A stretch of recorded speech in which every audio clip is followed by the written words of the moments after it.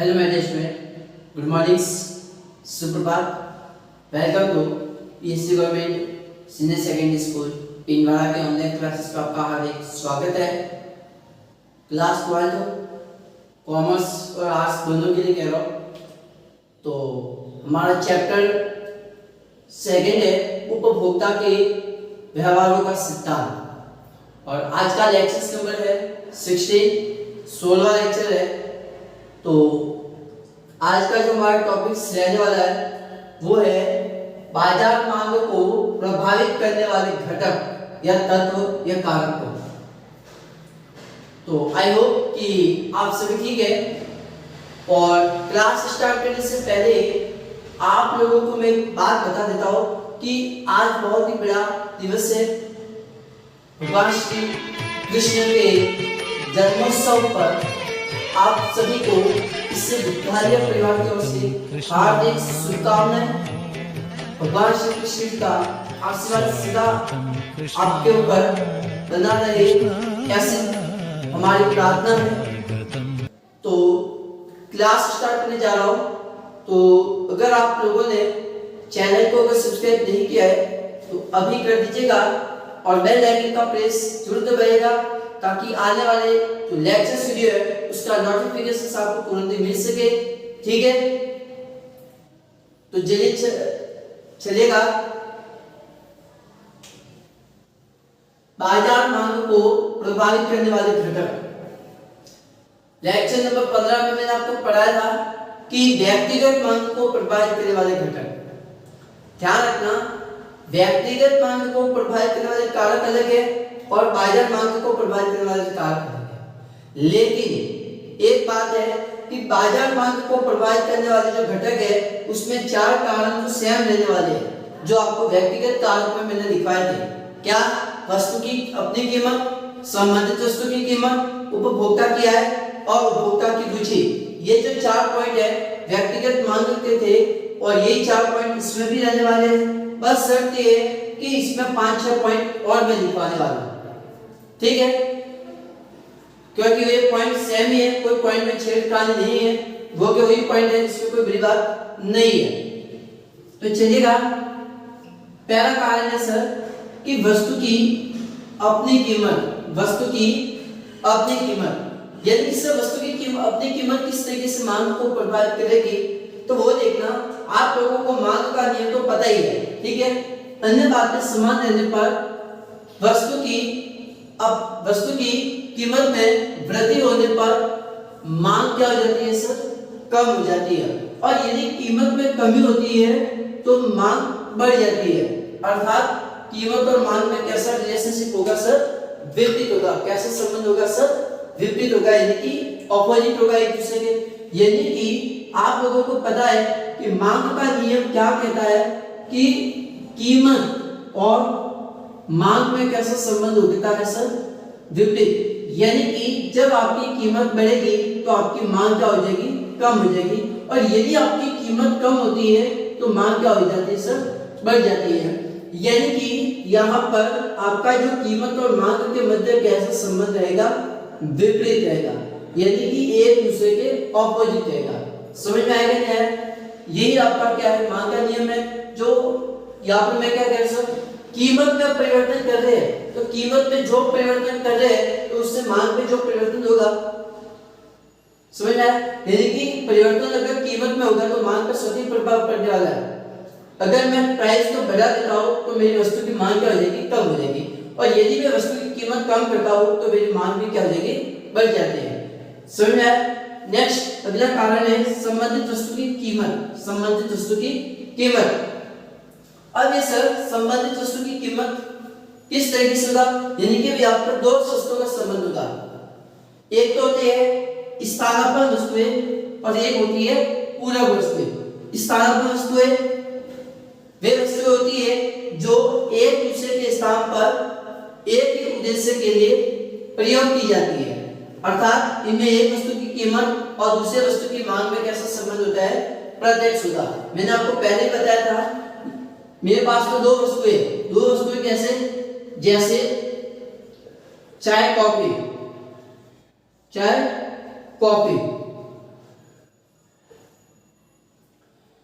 अब यहाँ पे मैं कह रहा हूं, यदि मान लीजिएगा मैं चाय की कीमत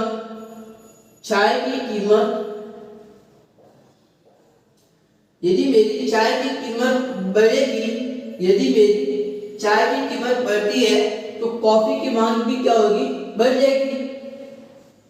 तो कॉफी की मांग भी क्या हो जाएगी सर, बढ़ जाएगी। यदि मैं चाय की प्राइस अगर बढ़ा देता हूं तो कॉफी की भी डिमांड क्या होगी, बढ़ जाएगी। और यदि मैं चाय की प्राइस कम करता हूं, यदि मैं चाय की प्राइस कम करता हूं तो कॉफी की डिमांड भी क्या हो जाएगी, कम हो जाएगी। यही तो था, आपको मैंने कल पढ़ाया था। यानी कि यहाँ पर कैसा रिलेशनशिप है सर, प्रत्यक्ष यानी कि डायरेक्ट रिलेशनशिप है। कैसा है सर, डायरेक्ट रिलेशनशिप है, यानी कि प्रत्यक्ष संबंध है। यानी कि जब देखो पहले वस्तु की कीमत बढ़ रही है तो दूसरे वस्तु की मांग भी क्या हो रही है, बढ़ रही है। और यदि पहले वस्तु की कीमत कम हो रही है तो दूसरी वस्तु की डिमांड भी क्या होती है सर, कम होती है। ठीक है, यानी कि मैंने आपको एग्जांपल दिया था प्राइस लिख के कि चाय की कीमत 5 रुपए, कॉफी की कीमत 5 रुपए, तो दोनों की डिमांड लगभग सेम है। और यदि चाय की कीमत बढ़ा देता हूं तो चाय वाले की मांग कम हो जाएगी और कॉफी की मांग क्या हो जाएगी, बढ़ जाएगी। नेक्स्ट है सर पूरक वस्तुएं। नेक्स्ट क्या है सर, पूरक वस्तुएं। पूरक वस्तुएं क्या होती है सर, वे वस्तु होती है जिसका उपयोग एक साथ किया जाता है, लेकिन एक वस्तु के बिना दूसरे वस्तु की वैल्यू क्या हो जाती है, समाप्त। यानी कि इनमें एक वस्तु की कीमत व दूसरे वस्तु की मांग में कैसा संबंध होगा, विपरीत। जबकि यहाँ पर कैसा सर, प्रत्यक्ष है। विपरीत कैसे होगा, यहाँ पर आप एग्जाम्पल में लिख सकते हैं कि जैसे कार व पेट्रोल, कार व पेट्रोल, कार व पेट्रोल में से क्या, देखो यदि मैं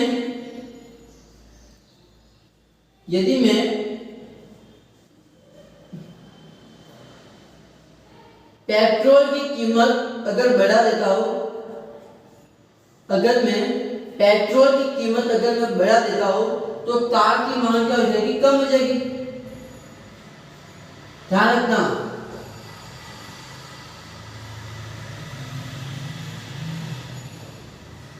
यहां पर मैंने क्या कहा सर, यदि मैं पेट्रोल की प्राइस अगर बढ़ा देता हूं तो कार की मांग क्या हो जाएगी सर, कम हो जाएगी। कार की मांग क्या हो जाएगी सर, कम हो जाएगी। समझ में आया। और यदि मैं पेट्रोल की कीमत, ध्यान रखना, यदि मैं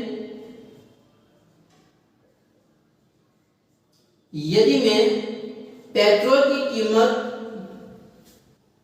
यदि मैं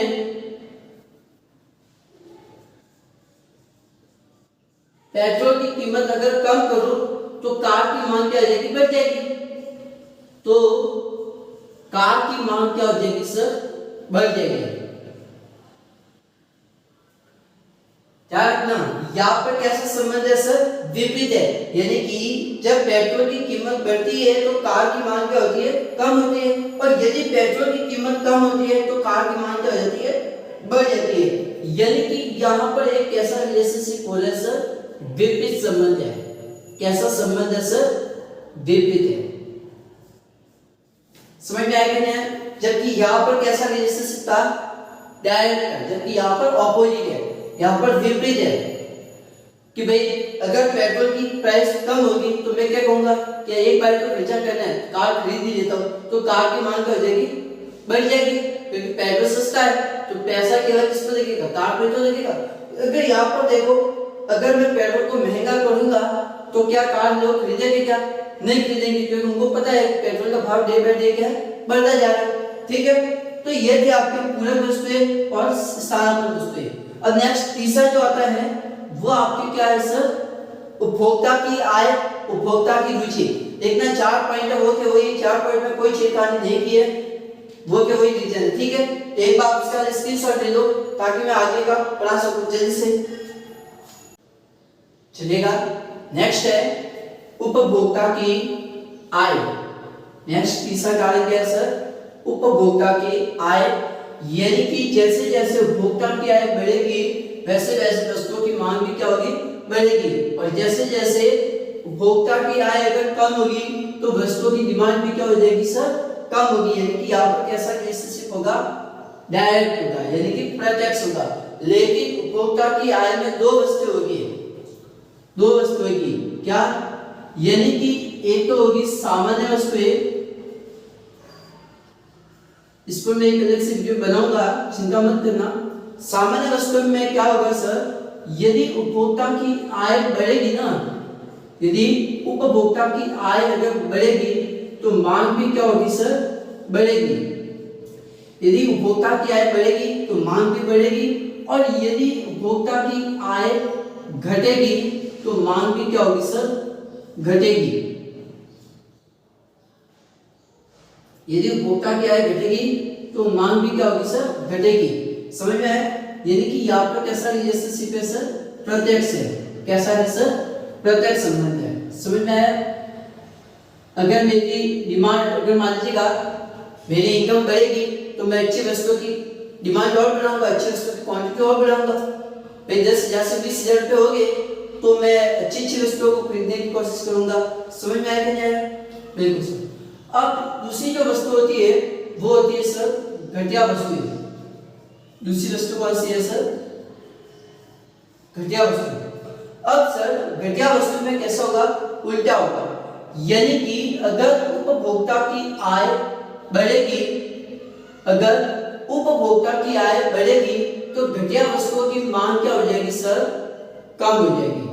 तो सर घटिया वस्तुओं की मांग क्या हो जाएगी, कम हो जाएगी। और यदि मान लीजिएगा उपभोक्ता की आय कम होती है तो घटिया वस्तुओं की मांग क्या हो जाएगी, बढ़ जाएगी। अगर मान लीजिएगा उपभोक्ता की आय बढ़ेगी तो घटिया वस्तुओं को क्या करेगा सर, खरीदना कम करेगा। समझ में आया? अगर 20,000 हो जाएगी तो मैं घटिया वस्तु को थोड़ी खरीदूंगा, और अगर उसकी आय कम हो जाती है, यानी कि अपने औकात पे आ जाता है, तो इसका मतलब क्या होगा, उसकी डिमांड बढ़ जाएगी। अगर 20,000 से 10,000 रुपये हो रहा है तो वो वनस्पति घी को यूज करेगा, डालडा घी को यूज करेगा कि नहीं करेगा, ऑफ कोर्स करने वाला है। यानी कि यहाँ पर अपने औकात पे आ जाता है आपके घर। समझ में आया? तो यहाँ पर कैसा संबंध होता है सर, विपरीत होगा। क्यों? क्योंकि घटिया वस्तु में उसका जो प्रभाव होता है वो प्रतिस्थापन प्रभाव आय प्रभाव से कैसा होता है, अधिक होता है। प्रतिस्थापन प्रभाव कैसा होता है, उसके आय प्रभाव से अधिक होता है। समझ में आया? तो यहाँ पर कैसा संबंध होता है, विपरीत है। कैसा है सर, विपरीत है, ध्यान रखना। नेक्स्ट है उपभोक्ता की रुचि। उपभोक्ताओं की रुचि या फैशन को एक ही बात है। अब ये सर क्या कारण है सर, उपभोक्ता की रुचि, मैंने कल भी पढ़ा था आपको। उपभोक्ताओं की रुचि या फैशन, समाज में प्रचलित फैशन में परिवर्तन हो जाता है तो वस्तु की मांग में भी वृद्धि होती है, और इसके विपरीत यदि वस्तुओं के फैशन से बाहर हो जाने पर उसकी मांग भी क्या हो जाती है सर, कम हो जाती है। अगर वो फैशन से बाहर चली जाती है तो उसकी डिमांड भी क्या हो जाएगी सर, कम हो जाएगी। कैसे, मैंने आपको पहले भी बताया था, एक एग्जांपल दे दो बहुत ही अच्छा। पहले लोग कौन सा मोबाइल यूज कर रहे थे, कीपैड वाला यूज कर रहे थे, लेकिन अभी कौन सा यूज कर रहे हैं, स्मार्टफोन। ठीक है, समझ में आ गया? यानी कि पहले कीबोर्ड वाला मोबाइल यूज कर रहे थे, ठीक है, पहले कीबोर्ड वाला मोबाइल यूज कर रहे थे। अभी उसकी मांग क्या हो गई है सर, कम हो गई है। अभी उसकी जगह कौन सी वस्तु की मांग बढ़ रही है सर, स्मार्टफोन। अभी स्मार्टफोन की मांग क्या हो चुकी है सर, बढ़ चुकी है। समझ में आएगा क्या है? इसी प्रकार आप टीवी पर भी कह सकते हैं। पहले ब्लैक एंड व्हाइट टीवी चल रही थी, लेकिन अब ब्लैक एंड व्हाइट टीवी की डिमांड कम हो गई, क्या हो चुकी है सर, कलरफुल टीवी की डिमांड बढ़ चुकी है। समझ में आएगा नहीं आया? तो ये भी आप कर सकते हैं। तो ये चौथा कारण था जो मैंने आपको कल भी पढ़ाया था। अब नेक्स्ट और भी कारण है जो मैं आपको पढ़ाने जा रहा हूँ, क्योंकि बाजार मांग में बहुत सारे कारण होंगे जो इफेक्टिव करेंगे। एक बार आप इसको भी नोट करो, जल्दी से स्क्रीनशॉट ले लो, चलेगा। नेक्स्ट है उपभोक्ताओं की संख्या, नंबर्स ऑफ कस्टमर। तो सर उपभोक्ताओं की जो संख्या है वो भी मांग को प्रभावित करेगी। यानी कि अगर आपका उपभोक्ताओं की संख्या बढ़ती है तो मांग भी क्या होगी सर, बढ़ेगी। तो मांग भी क्या होगी सर, बढ़ेगी। अगर उपभोक्ताओं की संख्या कम होगी तो मांग भी क्या होगी सर, कम होगी। यानी कि अगर मान लीजिएगा यहां पर मैं कहता हूं कि उपभोक्ताओं की संख्या, यदि उपभोक्ताओं की संख्या, और यहां पर लिख रहा हूं सर मांग, यदि उपभोक्ताओं की संख्या बढ़ेगी तो मांग भी क्या होगी सर, बढ़ेगी। और यदि उपभोक्ताओं की संख्या घटेगी तो उस वस्तु की डिमांड भी क्या हो जाएगी, कम हो जाएगी। यानी कि कहीं ना कहीं उपभोक्ताओं की संख्या भी मांग को प्रभावित करती है। नेक्स्ट है मौसम। नेक्स्ट रीजन क्या है सर, मौसम। तो सर क्या मौसम भी मांग को प्रभावित करता है? बिल्कुल सर, वस्तुओं की मांग पर मौसम परिवर्तन का भी प्रभाव पड़ता है। कैसे? अभी अगस्त सितंबर महीने चल रहा है, ठीक है, आज 30 अगस्त हो चुकी है, कल 31 अगस्त, यानी कि अभी श्रावण माह भाद्रपद चल रहा है, बारिश का मौसम है। तो बारिश के मौसम में, वर्षा ऋतु में किसकी डिमांड बढ़ेगी? छाता होगी, छाता, रेनकोट, इनकी डिमांड बढ़ेगी। तो वर्षा ऋतु में छाता और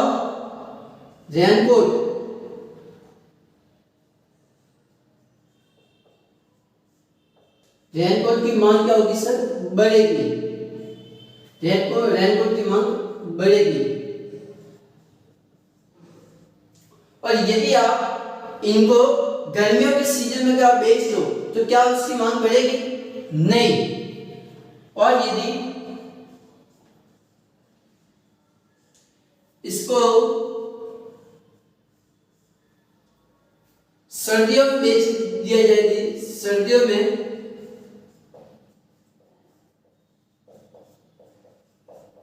बेचा जाए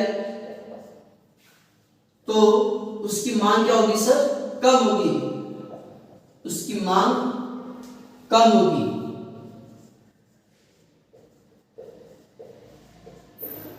समझ में आया? यानी कि मौसम भी मांग को इफेक्टिव कर सकता है। इसी प्रकार सर्दियों में किन वस्तुओं की मांग बढ़ेगी? तो सर सर्दियों में जैकेट है, स्वेटर है, उसकी डिमांड बढ़ेगी, ठीक है। अगर गर्मियों में बेचोगे तो उसकी थोड़ी डिमांड बढ़ेगी। इतना तो लिख सकते हैं, जैसे ये तो मैंने पहला एग्जांपल दे दिया। सर्दियों में, सर्दी ऋतु में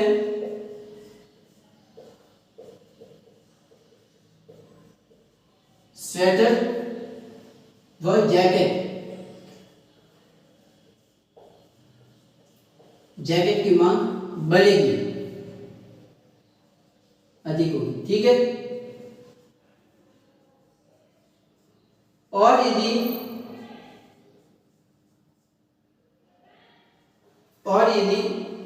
इन्हें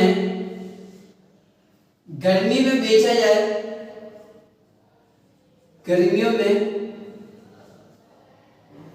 बेचा जाए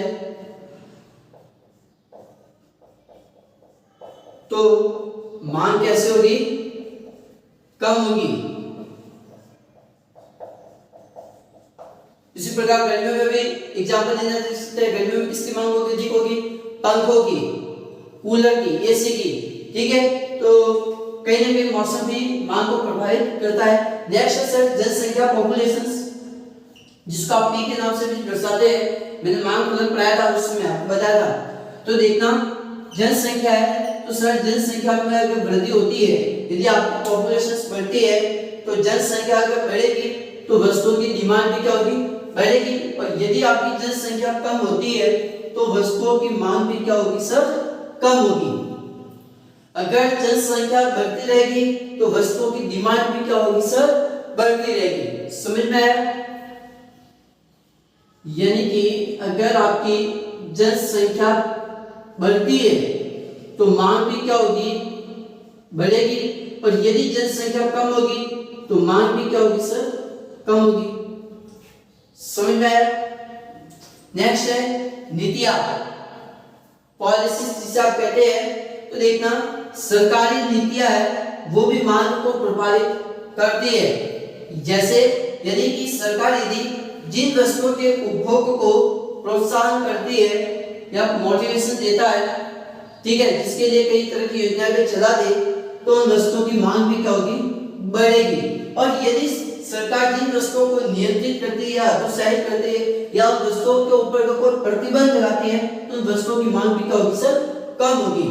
समझ में आया? जैसे आपको पता होगा रात्रि 8 बजे के बाद में शराब का ठेका क्या होगा, बंद होगा, इस पर प्रतिबंध है, तो इसमें क्या होगा, मांग कम हो जाएगी।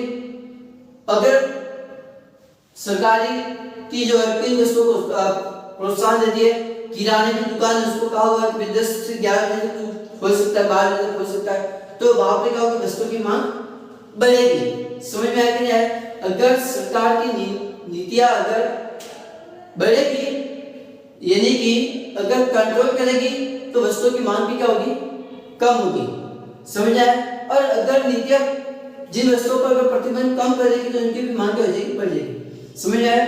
यानी कि सरकार की नीतियां अगर कहीं किसी भी वस्तु पर अगर नियंत्रण करने की कोशिश करेगी, तो उन वस्तुओं की मांग क्या हो जाएगी सर, कम हो जाएगी। जैसे मैंने अभी आपको कहा है रात के 8 बजे के बाद में शराब का ठेका बंद हो जाता है, तो शराब की मांग क्या हो जाएगी सर, कम हो जाएगी। समझ में आया कि नहीं आया? क्योंकि गवर्नमेंट का भी नियम पारित किया हुआ है कि 8 बजे के बाद में कोई ठेका नहीं खुलेगा। समझ में आया कि नहीं? तो शराब है, तो शराब पर क्या करती है सरकार क्या करती है सर, नियंत्रण करती है।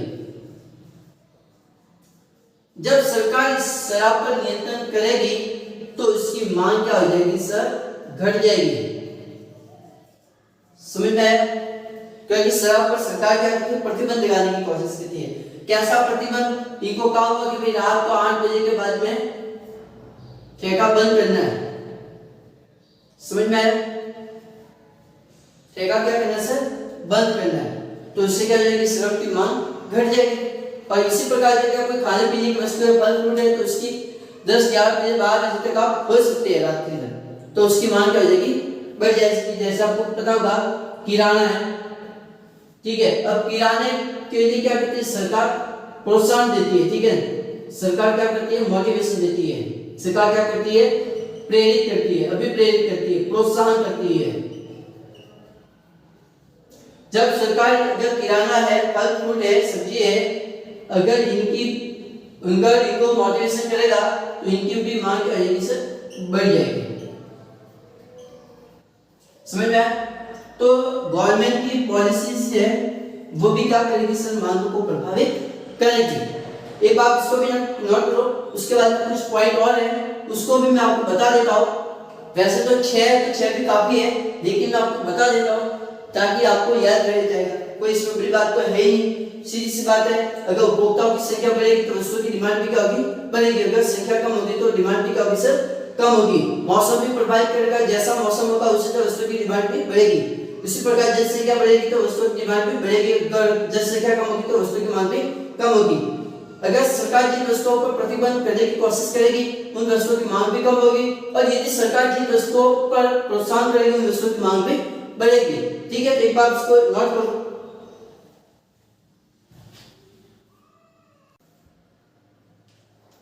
तो चलेगा, नेक्स्ट है आय या धन का वितरण। अब सर ये आय या धन का जो वितरण है, क्या वो भी मांग को प्रभावित करता है? बिल्कुल सर, मांग को प्रभावित करेगा। कैसे? यदि आय का असमान वितरण होगा, तो बाजार मांग क्या होगी सर, कम होगी। और यदि आय का समान वितरण होगा, तो मांग क्या होगी सर, अधिक होगी। यानी कि अगर मैं समाज के अंदर सभी लोगों को अगर असमान आय का अगर वितरण कर दूंगा, अगर मैं असमान आय का वितरण होगा, तो मेरी मांग क्या हो जाएगी सर, तो सर मेरी मांग कम होगी।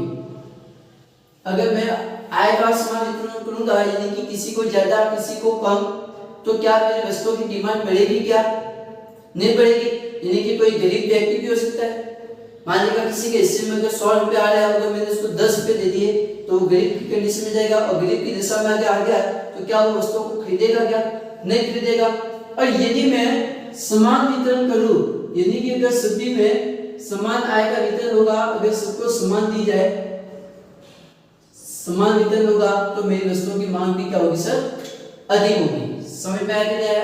यानी कि आय का वितरण और धन का वितरण भी मांग को प्रभावित करता है, क्योंकि गरीब और अमीर व्यक्ति की कंडीशन में हो रहा है। ठीक है, अगर सबको देंगे तो सभी व्यक्ति अमीर की कंडीशन में आएगा, अगर समान होगा तो गरीब की दशा में भी हो सकता है। नेक्स्ट है सर त्योहार या उत्सव, फेस्टिवल या फंक्शन को। तो सर त्योहार या उत्सव भी क्या करते हैं सर? मांग को प्रभावित करते हैं। तो सर त्योहार या उत्सव कैसे मांग को प्रभावित करेंगे? अभी कौन सा महीना चला सर? भाद्रपद। आफ्टर लगभग 7-10 दिन के बाद गणेश चतुर्थी आने वाली है। ठीक है, तो यहाँ पर मैं एग्जाम्पल अच्छा सा दे रहा हूँ, क्योंकि ये सब त्योहारों का सीजन है। ठीक है, अब देखो गणेश चतुर्थी पर, गणेश चतुर्थी पर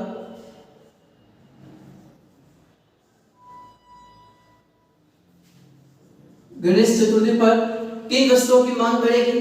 तो सर गणेश चतुर्थी पर लड्डुओं की मांग क्या होगी सर? अधिक होगी। गणेश चतुर्थी पर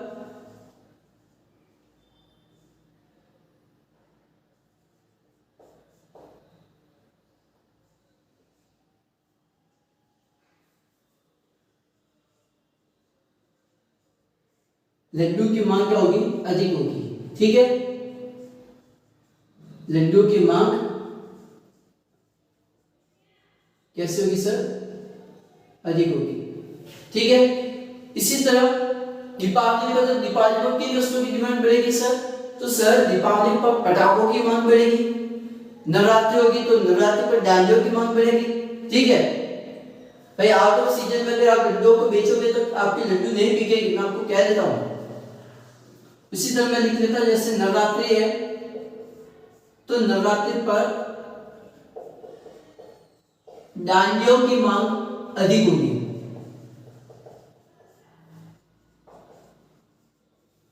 नवरात्रि पर डांडियों की मांग अधिक होगी। उसी तरह आप कहोगे कि सर दीपावली पर पटाखों की मांग अधिक होगी। ठीक है,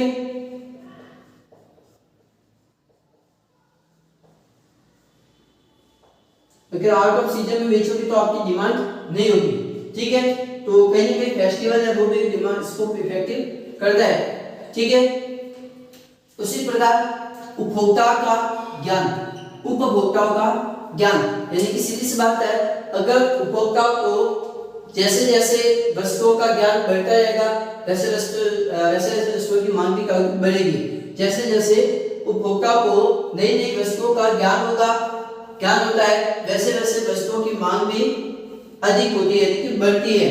और यदि ज्ञान का अभाव होगा तो वस्तुओं की मांग भी क्या होगी? कम हो जाएगी। अगर मान लीजिए आप नई वस्तु का प्रोडक्शन कर रहे हैं, अगर उसको उस वस्तु के बारे में अगर कस्टमर को पता है आप कौन सी वस्तु का उत्पादन कर रहे हैं, अगर ग्राहक को पता है कि मार्केट में ऐसी नई वस्तु आने वाली है तो वस्तु की डिमांड क्या होगी? बढ़ेगी। और अगर कस्टमर को नहीं पता है कि मार्केट में भी कौन सी वस्तु चल रही है या कौन सी वस्तु आने वाली है तो मांग क्या हो जाएगी सर? कम हो जाएगी, घटेगी। नेक्स्ट है सर बाजार की दशा। सर ये बाजार की दशा की मांग को प्रभावित करते हैं। बिल्कुल सर, जैसे जैसे अगर बाजार में तेजी होगी, ठीक है, अगर मंदी अगर कम होती रहेगी तो डिमांड भी क्या होगी सर? बढ़ेगी। समझ आया? अगर वैसे वैसे मांग भी क्या होगी सर? बढ़ेगी। और मंदी का अगर समय आ गया तो मांग भी क्या हो जाएगी सर? कम हो जाएगी। अगर मार्केट के अंदर अगर आपकी मंदी हो चुकी है भारत के अंदर, ठीक है, वैश्वीकरण यदि की उदारीकरण हो गया, ठीक है, अकाल की स्थिति होगी तो ऐसी कंडीशन में बाजार भी क्या हो जाएगा सर? कम हो जाएगा। बाजार के अंदर जो डिमांड चल रही है वस्तुओं की डिमांड, वो डिमांड भी क्या हो जाएगी सर? कम हो जाएगी। यानी कि कहीं न कहीं ये भी वस्तु मांग को प्रभावित कर रहा है वस्तु की बाजार की दिशा में। उसी प्रकार बचत और खर्च की प्रवृत्ति, बचत और खर्च की प्रवृत्ति एक तो सर अगर आप बचत करोगे, पैसों को बचाओगे तो मांग क्या हो जाएगी सर, कम हो जाएगी। अगर आप बचत नहीं करोगे तो वस्तुओं की डिमांड भी क्या हो जाएगी, बढ़ेगी। अगर आप बचत की प्रवृत्ति बढ़ती है, अगर आप पैसों को बचाने की कोशिश करते हैं, अगर खर्च करने की आदत कम करते हैं, खर्च करने की आदत अगर घटती है तो वस्तुओं की मांग भी क्या होगी सर, कम होगी। समझ में आया? सीधी सी बात है, अगर मैं पैसों को बचाऊंगा, पैसों को अगर सेव करूंगा, सेविंग करने की कोशिश करूंगा तो मार्केट के अंदर जो डिमांड है वो डिमांड क्या हो जाएगी सर, कम होगी। और अगर मैं खर्च करने की कोशिश करता हूं, अगर मैं फुल खर्चा कर रहा हूं, ठीक है, तो ऐसी कंडीशन में क्या होगा, वस्तुओं की मांग में वृद्धि होगी, तो मेरी डिमांड भी क्या हो जाएगी सर, बढ़ेगी। समझ में आया?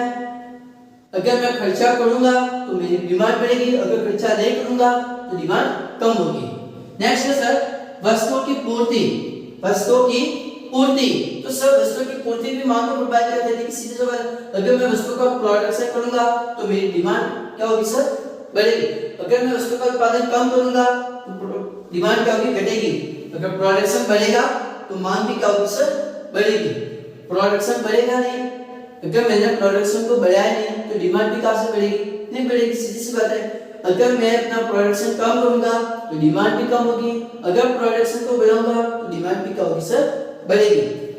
और भी कारण है, एक और कारण चलो लिख लेते हैं। जैसे मैं लिख लेता हूं उपभोक्ताओं की रचना। उपभोक्ताओं की रचना, सही। उपभोक्ताओं की रचना, सीधी सी बात है, आप अगर जिस इलाके के अंदर आपने अगर दुकान खोलनी है तो उस वस्तु के बारे में पहले देखो, उस इलाके में कैसे लोग हैं। अगर वहां पे आपको पता है कि वहां पर अगर बच्चे ज्यादा है, अगर मान लीजिएगा बच्चों की संख्या अगर ज्यादा है तो ऐसी कंडीशन में मुझे किस वस्तुओं की डिमांड बढ़ेगी। अगर मान लीजिएगा किसी इलाके में अगर सबसे ज्यादा बच्चों की संख्या, बच्चे बहुत ज्यादा रहते हैं वहां पे, तो वहां पर अगर मैं टॉयज की दुकान अगर खोल दूं, खिलौने, अगर मैं खिलौने की अगर दुकान खोल दूं तो मेरी खिलौने की मांग क्या होगी सर, बढ़ेगी। ठीक है, तो मांग क्या होगी सर, बढ़ेगी। समझ में आया? अगर भाई जहां पर बच्चों की संख्या ज्यादा है, छोटे छोटे बच्चे भी ज्यादा है, तो वहां पर अगर मैं खिलौनों की अगर दुकान खोल दूं तो मेरे खिलौनों की मांग क्या हो जाएगी, बढ़ेगी। और अगर मान लीजिएगा कहीं पर अगर महिला है, अगर कहीं पर मान लीजिएगा फीमेल्स है, तो ऐसी कंडीशन में मुझे क्या करना होगा सर, तो ऐसी कंडीशन में मुझे किन वस्तुओं की दुकान खोलनी होगी, कॉस्मेटिक, कटलेरी। अगर मैं कॉस्मेटिक की दुकान अगर खोलता हूँ तो महिलाओं को अच्छे अच्छे वस्तु उपलब्ध हो सकते हैं। हाँ, यानी कि अगर जिस इलाके में अगर महिलाओं की संख्या ज्यादा अगर फीमेल्स ज्यादा रह रही है तो वहां पर मुझे सर कॉस्मेटिक की दुकान खोलनी होगी। किसकी, कॉस्मेटिक। तो वहां पर कॉस्मेटिक वस्तुओं की मांग क्या हो जाएगी, बढ़ेगी। चलो ये तो बच्चों और फीमेल के हो गए। अब चले पुरुषों पर, ठीक है, पुरुष पर यानी कि मेल। अब भाई मेल किन वस्तुओं को कितना पसंद करते हैं, जब आपको पता है कि यहाँ पे व्यक्तियों की संख्या ज्यादा है तो नॉर्मली व्यक्ति किन वस्तुओं को खरीदते हैं, पान हो गया, कोई सिगरेट हो गया, बीड़ी हो गया।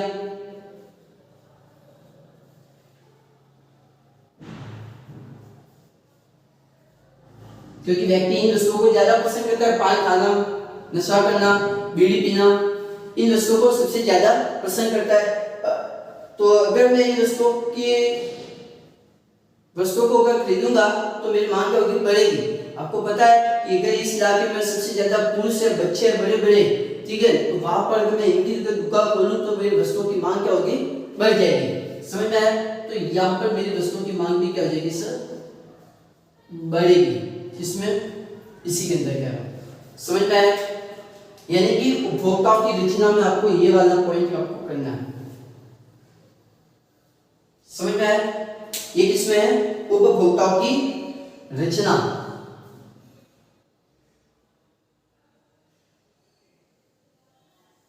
ये उपभोक्ता की रचना में, यानी कि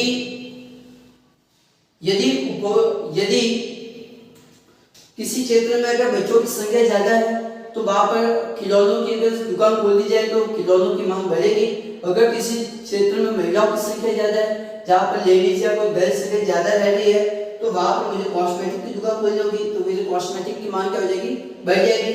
और अगर किसी इलाके में अगर पुरुषों की संख्या ज्यादा है, ज्यादा अगर व्यक्ति रह रहे हैं, तो वहां पर मुझे पान बीड़ी सिगरेट इसकी दुकान खोलनी होगी, तो वहां पर इन वस्तुओं की मांग बढ़ेगी। तो ये थे कुछ कारण जो मैंने आपको बता दिए। हालांकि आपको नॉर्मल तो 6 से 8 कारण नहीं लिखने हैं, लेकिन फिर भी मैंने आपको बता दिए जो बेसिक चीज है वो आपको बता दी, क्योंकि 12th में पढ़े तो बेसिक एक ही लाइन के कारण रीजन से एक ही लाइन के कारण याद करने में कोई दिक्कत नहीं होती है। ठीक है, तो और भी आप ऐसे कारण हैं जिनको आप बनाकर लिख सकते हैं। ठीक है, तो इसी के साथ मैं आज का लेक्चर में कंप्लीट करता हूँ। तो देखिएगा, वस्तुओं की मांग को प्रभावित करने वाले की व्यक्तिगत मांग को प्रभावित करने वाले, बाजार मांग को प्रभावित करने वाले घटक मैंने आपको पढ़ा दिया। ठीक है, व्यक्तिगत मांग को प्रभावित करने वाले घटक या फिर मांग को प्रभावित करने वाले घटक एक ही है। क्या रखना, मांग को प्रभावित करने वाले घटक अलग है और बाजार मांग को प्रभावित करने वाले घटक अलग है। अब नेक्स्ट अगले लेक्चर वीडियो में मैं आपको बताऊंगा कि मांग के नियम की मान्यता क्या है, एसम्पशन क्या है, यानी कि अन्य बातें समान रहने पर। अब वो अन्य बातें कौन सी है उसके बारे में हम देखेंगे, वो आपको अगले लेक्चर में यानी कि लेक्चर नंबर 17 में है। ठीक है, तो आप भी एक बार इसको नोट कर लेना, पूरे का स्क्रीनशॉट ले लो, और कोई भी डाउट है, कोई भी क्वेश्चन है तो मुझे प्लीज रिप्लाई कर देना, कमेंट कर देना, तो वहां पर मैं आपको बता दूंगा। और व्हाट्सएप पर भी आप मुझे कर सकते हैं। ठीक है, तो thank you so much, okay bye.